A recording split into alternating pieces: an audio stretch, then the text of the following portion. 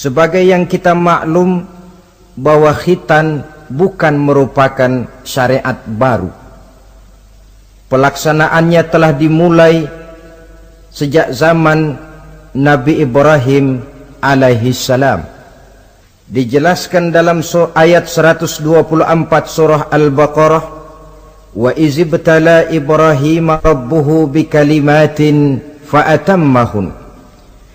Dan ingatlah ketika Allah mencoba menguji Nabi Ibrahim dengan beberapa kalimat, maka dilaksanakannya itu dengan sebaik-baiknya. Allah menguji Nabi Ibrahim dengan beberapa kalimat. Kalimat di sini maksudnya adalah perintah dan larangan. Allah menguji Nabi Ibrahim untuk melaksanakan beberapa perintah, menjauhi beberapa larangan yang seluruhnya dilaksanakan dengan sebaik-baiknya. Kalau kita buka sejarah, akan kita lihat bahwa memang kehidupan Nabi Ibrahim penuh dengan tamsil-tamsil yang tentu merupakan hikmah buat kita sekarang ini. Oleh sebab itu, para ulama berbeda pendapat tentang perintah yang ada di dalam ayat 124 ini. Ada yang berpendapat Allah menguji Nabi Ibrahim dengan beberapa perintah dan larangan, bahwa perintah yang ada di dalam ayat ini adalah perintah untuk membangun Ka'bah. Ada juga yang mengatakan perintah untuk menyembelih putranya Nabi Ismail alaihi salam. Ada pula yang berpendapat perintah untuk hijrah, dan masih banyak pendapat-pendapat lain, termasuk pendapat yang menyatakan di dalam perintah ini adalah pelaksanaan daripada khitan, seperti yang dikuatkan oleh Al-Imam Qurtubi. Kesimpulannya adalah seperti yang dijelaskan oleh Al-Imamul Jalil Al-Hafiz Imaduddin Abil Fida Ismail Ibn Kathir di dalam tafsir Ibnu Kathirnya. Beliau mengutip pendapat Abu Ja'far bin Jarir, di mana beliau berkata, annahu yajuzu an yakuna al-muradu bil kalimat jami'u ma dzukira wa jaizun an yakuna ba'du dzalik wa la yajuzu al-jazmu bi syai'in minha annahu al-muradu 'ala at-ta'yin illa bi hadisin aw ijma'in. Kesimpulannya ialah bahwa yang dimaksud dengan perintah dan larangan dalam ayat ini adalah seluruh yang ditemui oleh Nabi Ibrahim dalam perjalanan hidupnya, atau sebagiannya, tetapi tidak boleh menetapkan bahwa perintah dalam ayat ini cuma satu saja, kecuali berdasarkan hadis atau ijma'. Dengan kata lain, termasuklah khitan di dalam kalimat wa izibtala Ibrahim rabbuhu bikalimatin fa'atammahun. Kesimpulannya ialah syariat khitan dimulai oleh Nabi Ibrahim alaihi salam. Ini dari segi sejarahnya. Menurut hadis Imam Bukhari dan Muslim, ketika turun perintah khitan ini, umur Nabi Allah Ibrahim sudah mencapai usia 80 tahun. Kita bisa bayangkanlah ini, umur 80 tahun turun perintah khitan. Di zaman tentu belum ada pisau cukur, belum ada gunting, belum ada silet. Sedangkan pada usia 80 tahun kulit itu biasanya sudah mulai agak keras. Turun perintah untuk melaksanakan khitan. Ini pun fa'atammahunna, perintah ini dilaksanakan dengan sebaik-baiknya oleh Nabi Allah Ibrahim alaihi salam. Diteruskan syariat ini kemudian oleh putra-putra beliau yang juga menjadi nabi dan rasul, seperti Nabi Ismail, Nabi Ishak, dan terus oleh para nabi-nabi sesudah beliau sampai kepada Nabi kita Muhammad sallallahu alaihi wasallam. Apa sebenarnya hukum daripada pelaksanaan khitan? Saudara kaum muslimin yang berbahagia, hukum melaksanakan khitan adalah wajib, baik bagi laki-laki maupun perempuan. Kewajiban ini merupakan kewajiban penunjang. Artinya, yang wajib sebenarnya melaksanakan ibadah. Orang tidak akan bisa melaksanakan ibadah kalau dia tidak bersuci. Dan orang sulit untuk bersuci kalau dia tidak dikhitan. Maka khitan lalu ikut menjadi wajib. Dalam kaidah usul fikih dijelaskan, lil wasail hukmul maqasid. Wasilah mempunyai hukum yang sama dengan tujuan. Contoh, saudara wajib naik ke atas loteng, ya, wajibnya naik ke atas loteng. Tapi saudara tidak akan bisa naik ke loteng kalau tidak ada tangga. Maka adanya tangga ikut menjadi wajib. Perintahnya cuma naiklah kamu ke loteng.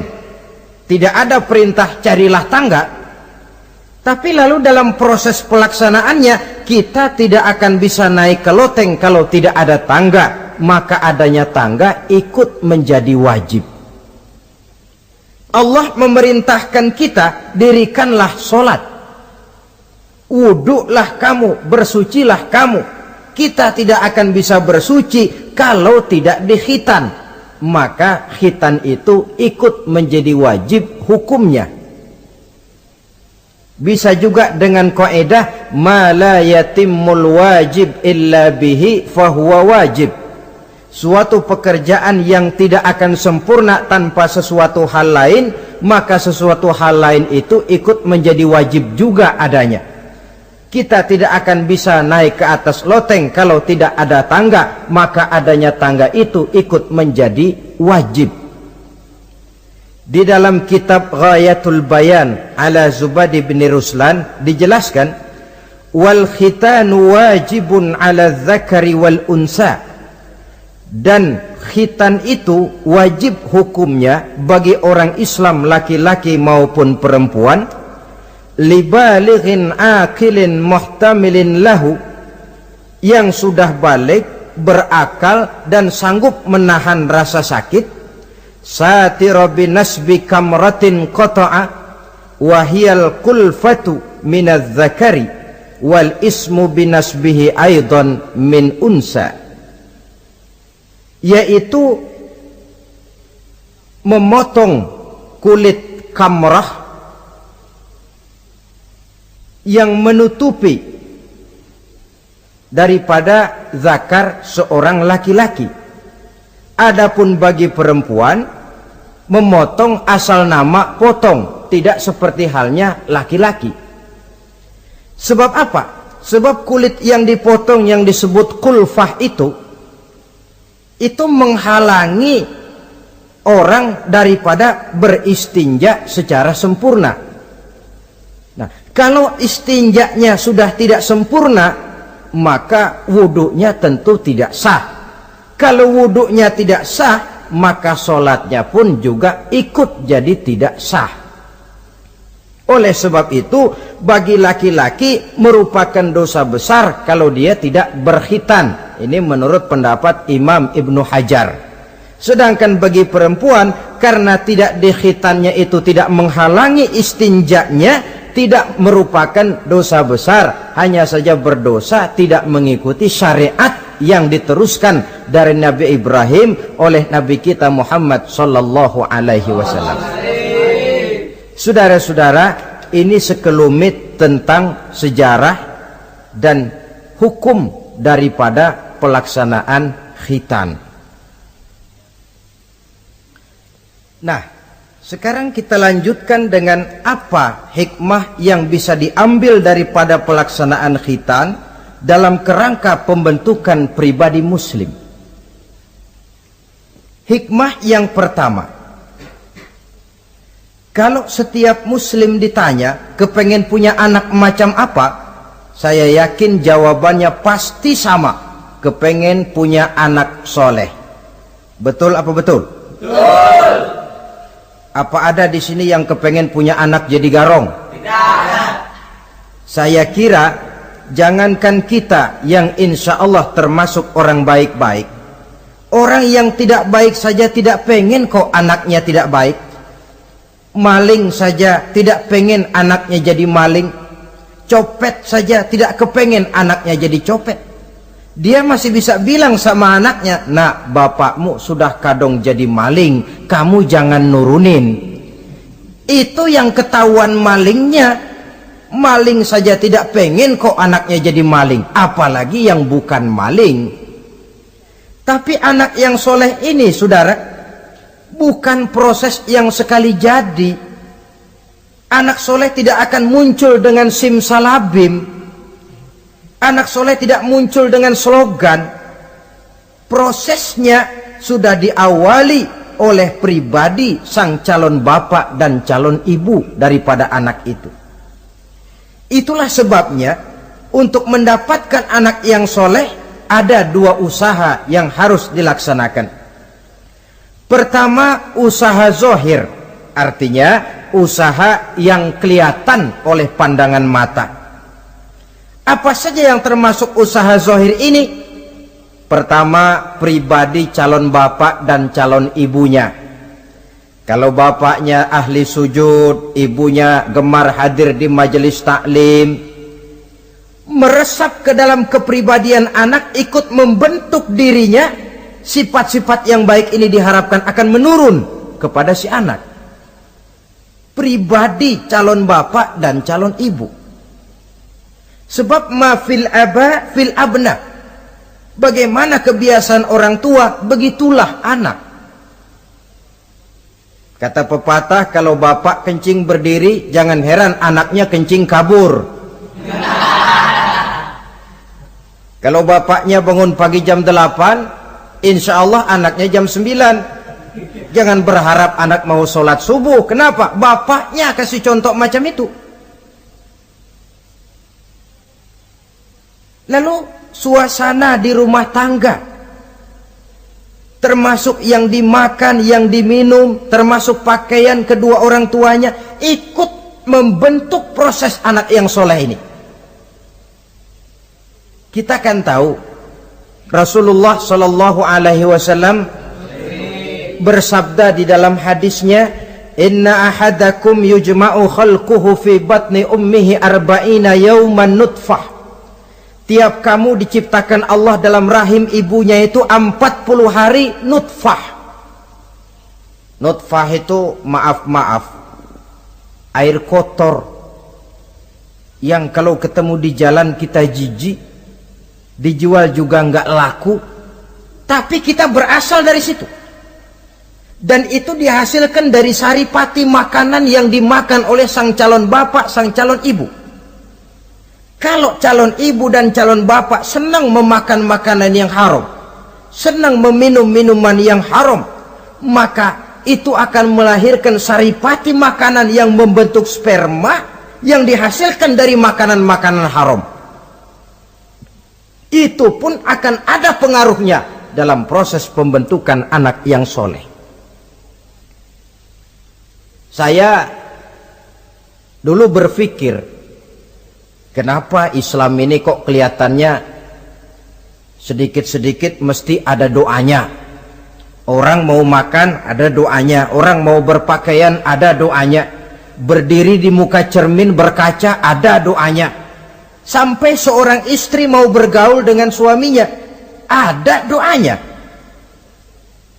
Pemikiran ini terjawab setelah saya telaah dan menemukan di dalam kitab Ihya-nya Imam Al-Ghazali. Diceritakan di sana bahwa iblis yang tugasnya menggoda orang-orang kafir badannya gendut-gendut,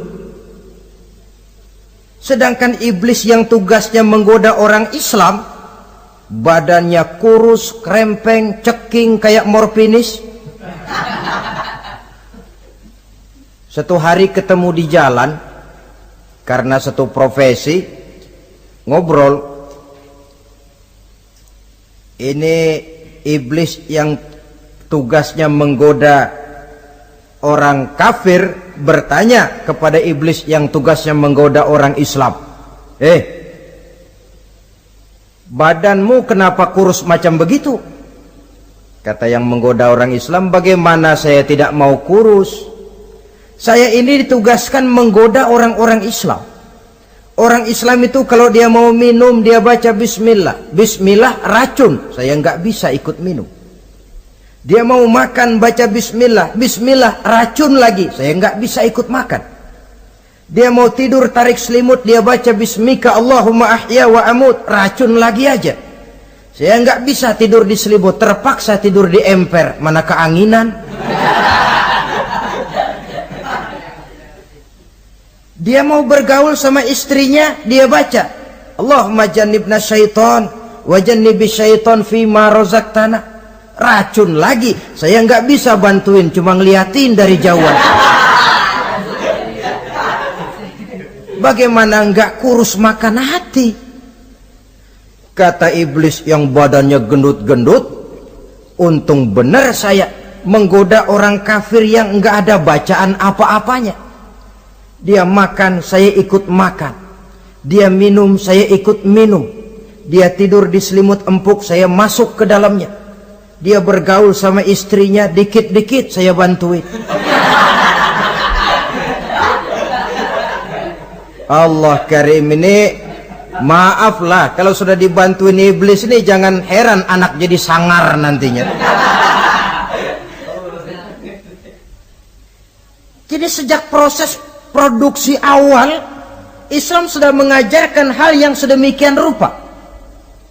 Pribadi calon ibu bapaknya baik, makanan, minuman, dan pakaian terdiri dari yang halal. Suasana beragama kelihatan di rumah tangga.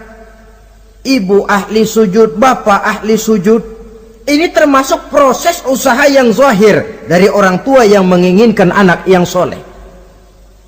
Sampai terjadi proses kehamilan. Proses kehamilan itu kata Nabi 40 hari yang pertama nutfah, 40 hari yang kedua alaqah, 40 hari yang ketiga mudghah. Mudghah itu embrio, cikal bakal bayi. Setelah proses 3 kali 40 hari itu, barulah ditiupkan ruh ke dalam rahim sang ibu. 120 hari atau 4 bulan, perempuan yang hamil itu baru terasa perutnya bergerak-gerak. Ini berdasarkan pengalaman perempuan. Saya sendiri kebetulan alhamdulillah belum pernah hamil.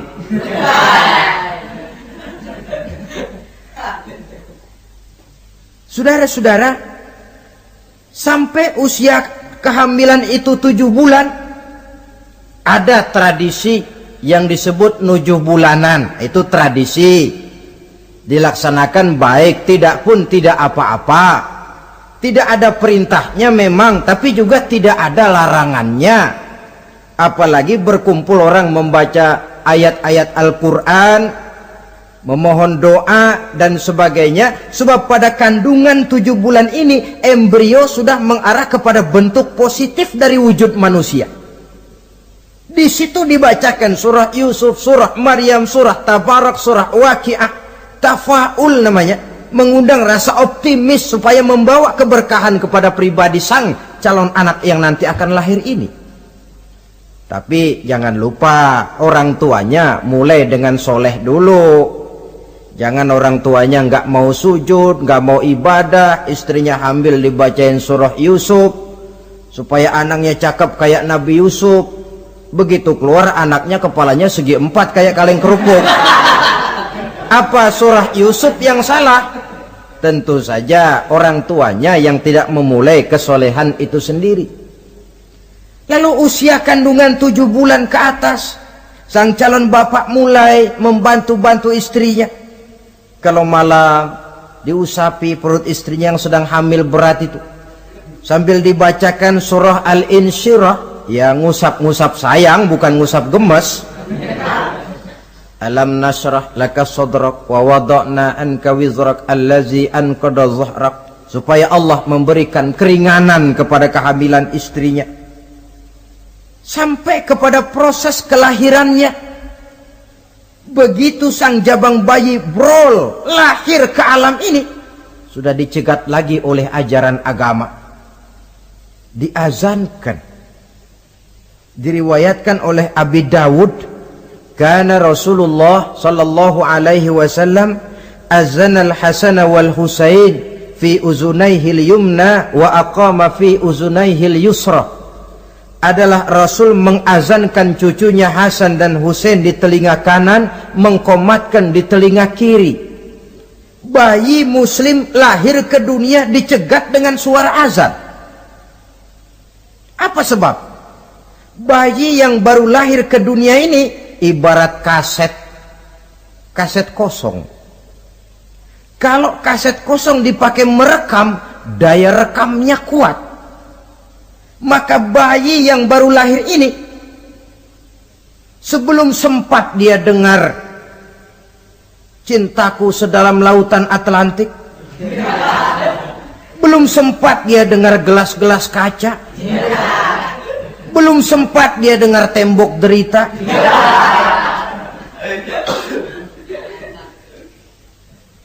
belum sempat dia menikmati serak-serak basahnya suara Frank Sinatra atau merdunya suara Madonna. Rekaman pertama yang masuk lafzul jalalah, Allahu Akbar, Allahu Akbar. Belum sempat dia dengar yang lain. Keagungan Allah yang didengarnya. Kaset kosong diisi dengan rekaman pertama berupa lafzul jalalah. Saudara hadirin yang saya hormati, lalu datang kewajiban orang tua setelah sang anak lahir. Apa itu? Memberikan nama. Jangan lupa, ini proses pembentukan anak yang soleh. Memberikan nama. Walaupun William Shakespeare pernah bilang, what is a name? Apa sih arti sebuah nama? Cuma nama saja kok. Biar adanya di atas lumpur, kalau memang intan ya tetap intan. Nama itu tidak banyak artinya. Namun pada hakikatnya nama merupakan bagian daripada doa. Itulah sebabnya Islam mengajarkan khairul asma'i ma hummida wa ubbida. Sebagus-bagus nama yang mengandung pujian atau menggambarkan kehambaan seseorang kepada Tuhan. Mengandung kata-kata pujian, Ahmad, Muhammad, Hamid, Mahmud. Mengandung nilai kehambaan seperti Abdurrahman, Abdurrahim, Abdurrauf. Jangan mentang-mentang ada di Quran anak dinamai Jahannam. Wah, kenapa Jahannam? Itu kan ada di Quran, Pak. Iya, di Quran, tapi lempengan neraka itu. Sekarang ini saya melihat gejala akibat rasa malu beragama. Kan zaman sekarang kadang ada tuh orang malu mengakui Islamnya. Bertemu teman, Assalamualaikum, malu, minder. Berangkat ngaji bawa Quran, malu, minder, rendah diri, malu mengakui Islamnya. Termasuk diberikan nama yang berbau-bau Islam ini. Malu katanya, kampungan. Bapaknya kasih nama bagus, Ibrahim. Lantaran pengen nyentrik dia potong, Bram. Ibrahim kampungan, Bram aja nih lah. Itu kan cuma nama, Pak. Memang begitu mulanya. Nabi pernah memberikan isyarat, la tattabi'anna sunnana man kana qablakum shibran bi shibrin. Satu saat kau pasti akan mengikuti tingkah laku orang-orang sebelum kamu. Cuma cara kamu ngikuti sedikit-sedikit, sejengkal, sehasta, semeter. Begitu enak kamu ikut-ikutan, sampai yang kamu ikuti masuk ke lubang biawak, kamu pun akan masuk juga ke dalamnya. Mula-mula nama, malu pakai nama Islam. Dari nama pindah ke pakaian. Dari pakaian pindah ke pergaulan. Kalau nama Ibrahim, berteman dia dengan Ali, Hamid, Farid, Syauki. Sudah pakai nama Bram, masa Bram temennya soleh, nggak nyetel Kalau Bram kan temennya si Blacky. Nah, kalau sudah pindah ke pergaulan, yang saya khawatir pindah agama tidak terasa. Pindah agama tidak lagi terasa. Ini yang kita khawatir. Itulah sebabnya membudayakan nama yang baik ini perlu kita pelihara. Nama sebagian daripada doa. Tatkala orang tua memanggil kita dengan nama yang baik, sudah merupakan doa agar anaknya jadi orang baik-baik. Saudara hadirin yang saya hormati, setelah memberikan nama yang baik, kewajiban berikutnya dari orang tua muslim ialah wa ayyu'addibahu, kata Nabi, memberikan pendidikan. Sebab nama yang baik tidak akan banyak menolong kalau tidak diiringi dengan pendidikan. Nama saja Muhammad Mukmin, kerjaan ngadu ayam.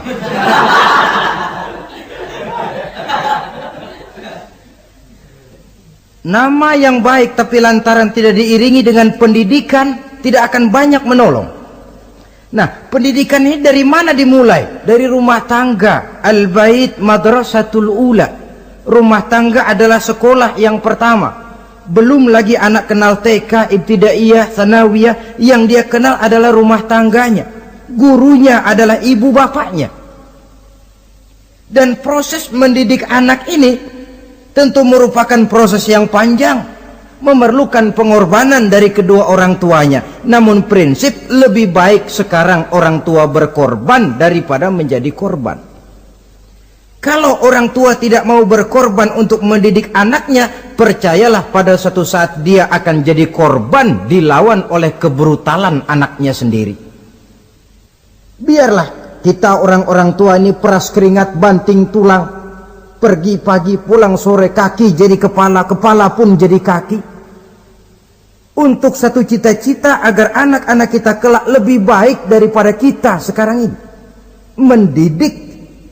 Karena kian hari kita dihadapkan dengan kenyataan peledakan penduduk, sulitnya lapangan kerja, persaingan hidup yang makin tajam, sulitnya ekonomi.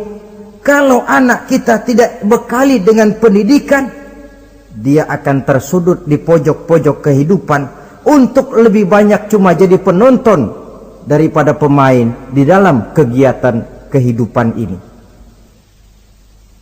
Nah, setelah memberikan nama yang baik, lalu mendidiknya, lalu datanglah usaha yang batin di dalam proses pembentukan anak yang soleh ini, yaitu mendoakan anak. Yang baik tentu doa dari orang tuanya sendiri. Sebab kata Nabi, doaul walid liwaladihi kadu'ain nabi li ummatihi. Doa orang tua kepada anaknya seperti doa Nabi kepada umatnya. Sebagaimana doa Nabi kepada umatnya tidak ditolak, begitulah doa orang tua kepada anaknya.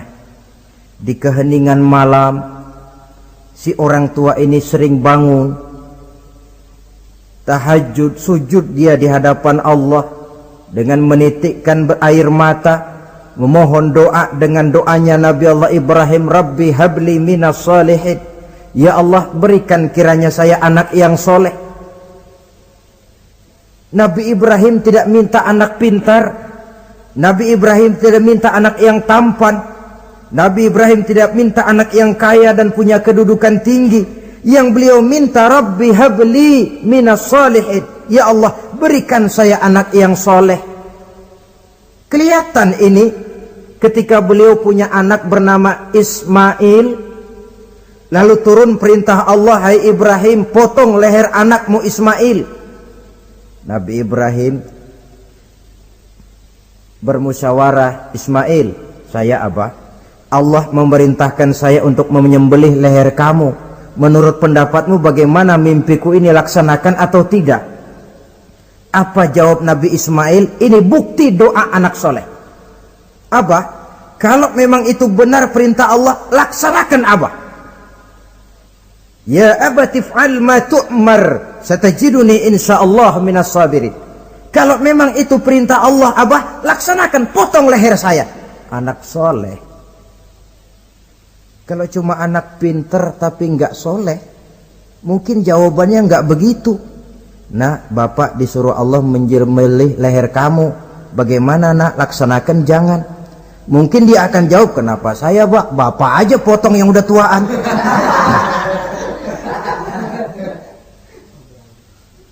Doa orang tua kepada anak,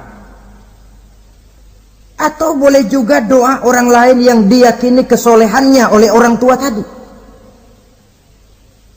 Mengundang Pak Ustadz, Pak Kiai ke rumah, tolong doakan anak saya, tidak ada salahnya. Sebab Nabi mengajarkan aktsiru minan nas bidu'ail khair fa innaka la tadri min ayyi fahin yuqbal. Banyak-banyaklah minta doa kebaikan dari orang lain, sebab kamu tidak tahu dari mulut yang mana doa itu diterima Allah. Mungkin saja orang menurut pandangan kita kere, miskin, tidak dipandang orang lain, tapi kalau doanya Allah mau terima, siapa yang sanggup menghalangi? Banyak-banyaklah minta doa kebaikan dari orang lain, sebab tidak seorang pun tahu dari mulut yang mana doa itu akan diterima Allah. Doa orang tuanya. Inilah hikmah khitan yang pertama, proses pembentukan anak yang soleh. Yang kedua, khitan itu menanamkan kepada anak-anak muslimin sikap berani menghadapi hidup. Di waktu kecil sudah dilatih mengalirkan darah, seolah-olah orang tuanya berkata, nak, hidup ini adalah perjuangan nak. Perjuangan itu peras keringat, banting tulang, mengalirkan darah, kadang-kadang mengorbankan nyawa. Hidup bukan undian nak. Jangan mengharap untung besar tanpa mau peras keringat.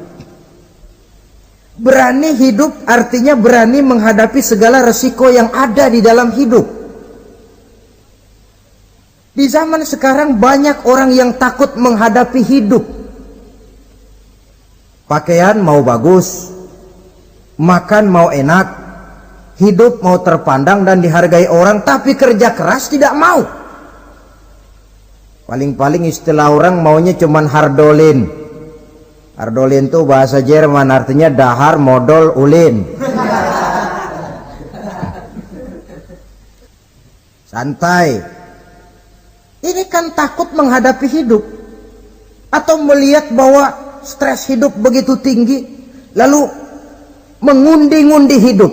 Dipertaruhkannya hidup di meja judi, dipertaruhkannya hidup di gunung-gunung, memuja-muja setan dan sebagainya. Itu pun termasuk orang yang takut menghadapi hidup, tidak berani menghadapi resiko yang ada di dalamnya. Cuma khayal saja membumbung tinggi, tapi keberanian untuk bekerja keras tidak ada. Anak-anak muslimin sejak dini, sejak masih kecil sudah dilatih mengalirkan darah. Hidup ini perjuangan nak, bukan santai-santai, bukan berleha-leha, bukan berandai-andai. Tidak akan pernah sampai kita kepada tujuan kalau hidup cuma diisi dengan berandai-andai, berleha-leha, bersantai-santai. Dia adalah perjuangan, jalannya menanjak menurun, banyak onak dan duri di sekelilingnya. Kuatkan pribadimu menghadapi hidup ini, ditanamkan sikap berani menghadapi hidup. Itu yang kedua. Lalu yang ketiga, khitan pada hakikatnya merupakan peletakan batu pertama, dalam arti mempersiapkan anak supaya hidupnya nanti menjadi orang yang sujud kepada Allah. Secara tidak langsung orang tuanya seolah-olah berkata, nak, kamu dikhitan sekarang supaya nanti kamu bisa istinja. Nah, kalau kamu sudah bisa istinja, kamu bisa berwudu. Kalau wudumu sah, kamu bisa sholat. Peletakan batu pertamanya lewat khitan. Jadi kalau sudah dikhitan lalu dianggap selesai, sholat tidak diajarkan, wudu tidak diajarkan, ya sama saja dengan membangun rumah. Setelah peletakan batu pertama lalu tidak dilanjutkan dengan membangun yang lain, alang-alang yang bakal tumbuh. Sebab dalam realitanya nanti bukan cuma tubuh kita yang dikhitan, harta kita nanti dikhitan. Cuma khitan harta namanya zakat, infak, sodakoh. Itu kan harta dikhitan supaya bersih. Khitan juga namanya. Karenanya mengkhitan anak, mempersiapkan anak agar menjadi hamba Allah yang sesungguhnya, menjadi manusia yang sujud kepada Allah Tuhannya. Itu merupakan prakondisi ke arah pembentukan manusia yang kelak akan sujud kepada Allah Rabbul Jalil. Peletakan batu pertama, mempersiapkan anak untuk hidup melaksanakan ibadah. Dan ini tujuan hidup. Allah jelaskan, wa ma khalaqtul jinna wal insa illa liya'buduni. Aku tidak ciptakan jin dan manusia melainkan untuk beribadah kepadaku. Masalah paling pokok bukan bertanya mengapa kita diciptakan oleh Allah, karena kita memang sudah ada. Masalah paling pokoknya ialah untuk apa kita diciptakan oleh Allah. Kalau saudara bertanya mengapa saya dibikin oleh Allah, itu hak Allah untuk menjawabnya. Manusia buntu. Sebab itu pertanyaan kita bukan mengapa kita diciptakan Allah, tetapi untuk apa kita diciptakan Allah. Yang bisa jawab tentu yang bikin manusia.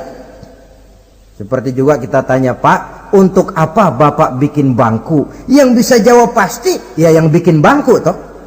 Sebagai pembikin, dia tentu lebih tahu untuk apa bangku itu dibikin. Untuk apa manusia diciptakan Allah? Jawabannya datang dari Allah. Wa ma khalaqtul jinna wal insa illa liya'budun.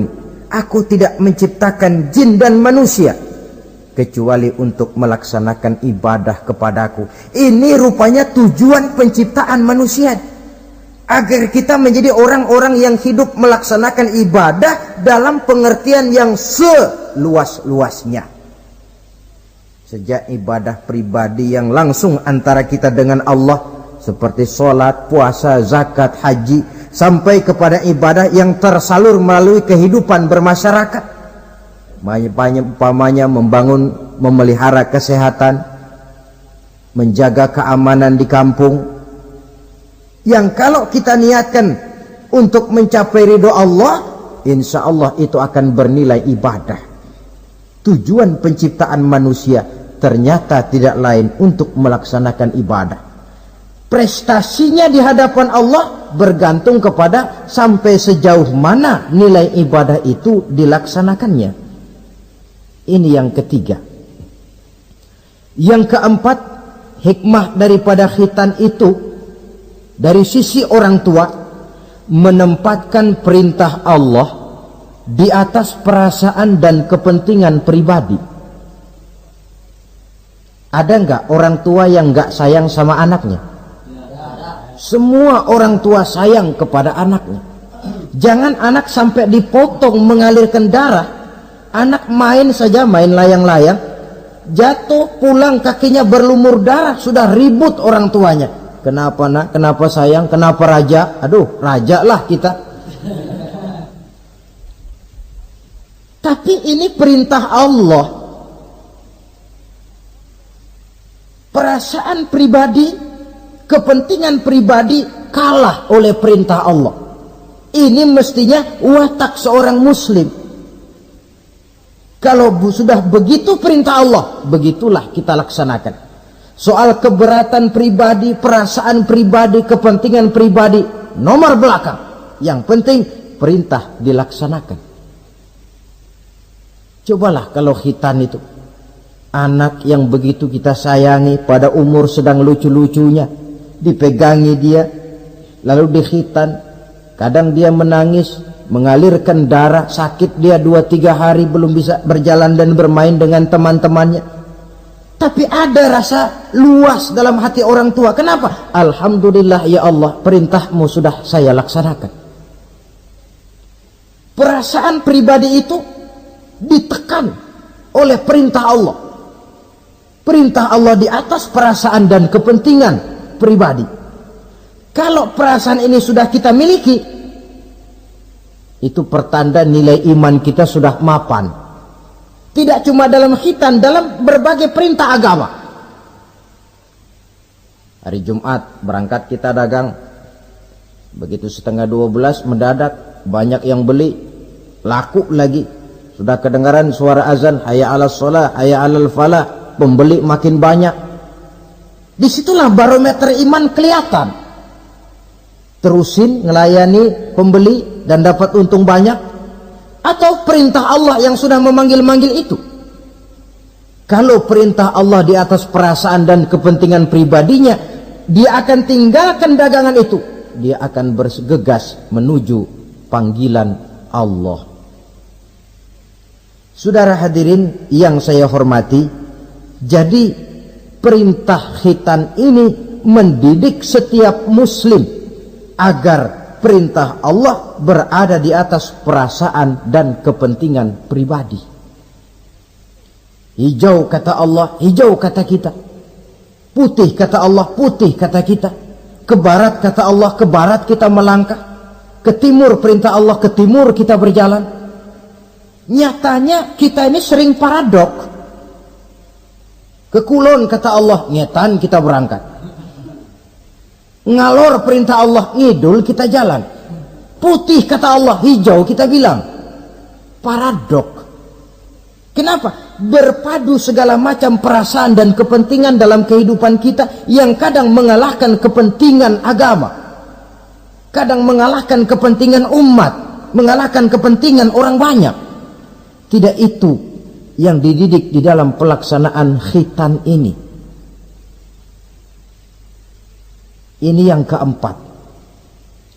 Kemudian yang kelima, dari segi kesehatan, kulit yang dipotong, yang menutupi kulfah itu adalah tempat bersarangnya segala macam kotoran. Membiarkannya mengendap bisa saja menimbulkan kanker kulit. Maka untuk menjaga dan memelihara kesehatan, agama menganjurkan khitan. Di samping tentu ada unsur kepentingan biologis. Ini maaf lah, kalau nanti orang sudah bersuami, sudah beristri, akan terasa manfaatnya khitan. Lain loh yang dikhitan dengan yang tidak itu. Coba saja tanya orang, makan pisang itu yang enak dikupas dulu apa dimakan kulit-kulitnya? Ya mesti tentu yang enak ya dikupas dulu. Kalau kulit-kulitnya juga dimakan, rakus namanya. Belum lagi kemungkinan bisa jadi penyakit. Dari segi kesehatan, dari segi kepentingan biologis, perintah khitan ini kembali manfaatnya buat kehidupan manusia. Itulah sebabnya di dalam An-Nahl ayat 123 Allah Subhanahu wa taala menegaskan, "Tsumma auhayna ilaika anittabi' millata Ibrahim hanifa wa ma kana minal musyrikin." Kemudian kami wahyukan kepada kamu wahai Muhammad, ikutilah agama Ibrahim yang hanif ini, dan tidaklah ia termasuk daripada golongan orang-orang yang menyekutukan Allah. Artinya syariat khitan ini yang berasal dari sejarah kehidupan Nabi Ibrahim diteruskan oleh syariatnya yang dibawa oleh Nabi kita Muhammad sallallahu alaihi wasallam.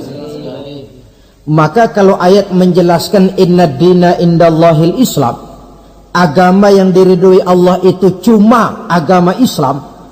Islam yang mana? Islam yang dibawa oleh Nabi Adam, diteruskan oleh Nabi Nuh, diteruskan oleh Nabi Ibrahim, diteruskan oleh Nabi Musa, diteruskan oleh Nabi Isa, dan disempurnakan oleh Nabi kita Muhammad sallallahu alaihi wasallam. Karena seluruh rasul yang 25 ini sumbernya sama, Allah. Prinsip ajarannya sama, la ilaha illallah. Cuma syariatnya saja yang agak berbeda, disesuaikan dengan situasi dan kondisi dari umat yang dihadapi oleh rasul itu.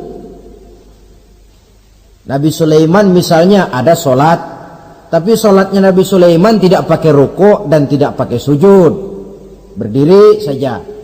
Zaman Nabi Nuh ada puasa, Tapi puasanya versi Nabi Nuh lain dengan puasanya versi kita sekarang ini. Syariat berbeda sesuai dengan situasi dan kondisi. Tapi khitan sejak Ibrahim, Ismail, Ishak, sampai kepada Musa, sampai kepada Isa, sampai kepada Nabi kita, terus berkelanjutan sampai hari akhir nanti. Jadi bukan merupakan syariat baru. Pengukuhannya dalam An-Nahl 123 ini, aku wahyukan kepadamu Muhammad, ikuti agama Ibrahim ini, agama tauhid, yang diantara syariatnya adalah pelaksanaan khitan. Sedangkan Ibrahim seorang yang hanif. Hanif ini lebih tinggi daripada sekedar taat. Kalau orang yang taat itu contohnya begini, nak, tolong taruh ini gelas di pinggir meja, nak. Kalau dia taat ya apa adanya, ditaruh saja tuh gelas di pinggir meja. Orang yang hanif lain, mikir. Iya, kalau ditaruh di pinggir kan gampang kesenggol orang, jatuh ke bawah, pecah. Biar diperintah taruh di pinggir, taruh aja di tengah dah, biar aman. Ini hanif namanya. Tingkatan yang lebih tinggi daripada taat. Nabi Ibrahim seorang yang hanif. Tidak ada perintah Allah yang tidak dilaksanakan dengan sebaik-baiknya. Sampai pun perintah memotong anak sendiri. Saya kira kalau perintah macam begini turun kepada orang zaman sekarang, banyak yang bubar jadi orang Islam. Potonglah leher anakmu, udahan aja dah. Dan memang perintah itu cuma untuk menguji kekuatan mental Nabi Ibrahim alaihissalam. Perintah menyembelih leher anak, perintah membangun Ka'bah, perintah hijrah keluar dari kampung halamannya sampai mengembara ke negeri Syam. Perintah ujian menghadapi api yang dinyalakan oleh Raja Namrus. Belum lagi perintah menghadapi kekufuran daripada kaumnya, menghadapi orang tuanya sendiri yang adalah produsen berhala. Bisa kita bayangkan ini, anaknya penegak tauhid, bapaknya produsen berhala. Tapi itulah agama, syarat dengan contoh. Yang anak bapaknya nabi, anaknya bajingan. Yang anaknya nabi, bapaknya pembuat berhala. Karena memang hidayah itu adalah hak prerogatif dari Allah Subhanahu wa ta'ala. Diberikan kepada siapa saja yang dikehendakinya. Saudara-saudara kaum muslimin rahimakumullah. Oleh sebab itu saya mengajak kepada seluruh umat Islam, kalau melaksanakan walimatul khitan, mengkhitan anak, boya sudah lewat masanya cuma sekedar diramein dengan layar tancap atau orkes madun. Akan lebih positif kalau diisi dengan dakwah, pengajian, ceramah yang menjelaskan tentang hikmah daripada walimatul khitan ini. Yang ditinjau dari segi apapun, mengadakan pengajian itu lebih menguntungkan, baik pribadi, baik yang mengadakan walimah, baik bagi masyarakat, ketimbang walimah dengan berfoya-foya. Apalagi hadis mengingatkan kita, kata Nabi begini, man sanna sunnatan hasanatan falahu ajruha wa ajru man amila biha. Siapa yang memulai satu kebajikan, dia akan mendapat pahala dan pahala dari orang-orang yang mengikuti kebajikan itu. Saudara nyunatin anak, mengadakan pengajian, undang kiai, banyak orang yang hadir, saudara akan dapat pahala dan juga dapat pahala dari seluruh orang yang hadir. 1000 orang yang hadir, 1000 saudara dapat pahala. Sebaliknya kata Nabi, wa man sanna sunnatan sayyi'atan falahu ismuha wa ismu man amila biha. Siapa yang memulai satu kejahatan, dia akan mendapat dosa dan dosa dari seluruh kejahatan yang terjadi pada malam itu. Jadi kalau saudara nyunatin anak, pesta, mengundang apa film, apa orkes, maka seluruh maksiat yang terjadi pada malam itu di tempat itu, saudara ikut dapat dosanya. Kenapa? Sponsornya saudara. Iya, tapi kan saya nggak suruh mereka maksiat, Pak. Betul, tapi bisanya mereka maksiat kan karena sarana disediakan. Sponsornya itu. Jadi sponsor kebajikan mendapat pahala, sebagaimana sponsor kejahatan pun akan mendapat pahala dari nilai kejahatan yang ditimbulkannya. Belum lagi segi keberkahannya, belum lagi banyaknya orang-orang yang berdoa, 1, 2, 3, 40 orang berkumpul mendoakan anak kita. Masuk dalam hadis doaul arba'in ka doail wali, doa 40 orang yang berkumpul sudah sama dengan doanya seorang wali. Jangan, inilah yang sering saya istilahkan, kita ini kadang-kadang kontradiksi. Nikah secara Islam, ngadep penghulu, ada 2 saksi pakai ijab kabul, tapi nanti pestanya secara Nasrani, gaya hidup rumah tangganya gaya Yahudi. Nikahnya, khitannya cara Islam, pestanya gaya Yahudi, pendidikan anaknya cara Nasrani. Akhirnya pribadi anak jadi tidak karu-karuan, terlalu banyak diwarnai. Bukankah Nabi menyatakan kullu mauludin yuladu 'alal fitrah wa abawaihi yuhawwidanihi aw yumajjisanihi aw yunassiranihi aw kama qala. Setiap bayi dilahirkan dalam keadaan suci, bersih. Tidak ada dosa warisan dalam Islam. Tidak ada anak haram jadah dalam Islam. Yang haram jadah itu perbuatan bapak moyangnya itu. Anak lahir suci, bersih, seperti kertas putih. Mau ditulis dengan tinta apa, terserah kedua orang tuanya. Setiap bayi dilahirkan suci, kata Nabi. Orang tuanya yang menjadikan dia Yahudi, menjadikan dia Nasrani, atau menjadikan dia Majusi. Kadang tanpa terasa. Bapaknya muslim, ibunya muslimah, tapi anaknya belajar di sekolah Nasrani. Ini kan sudah yunassirani, menasranikan anak. Sekolahnya di sekolah Yahudi, sekolahnya di sekolah Majusi, menjadi pemuji api. Dan anak lebih dari sekedar buah mata belahan hati, dia adalah amanah dari Allah. Gara-gara anak orang tua bisa sampai ke surga, pun gara-gara anak banyak orang tua masuk neraka. Amanah yang disia-siakan akan menjadi beban daripada orang tua itu sendiri. Oleh karena itu, sekali lagi saya mengajak, hidupkan tradisi yang baik dengan memperbanyak pengajian-pengajian, baik dalam walimatul khitan, walimatul arus, atau berbagai kesempatan yang memang mungkin untuk itu.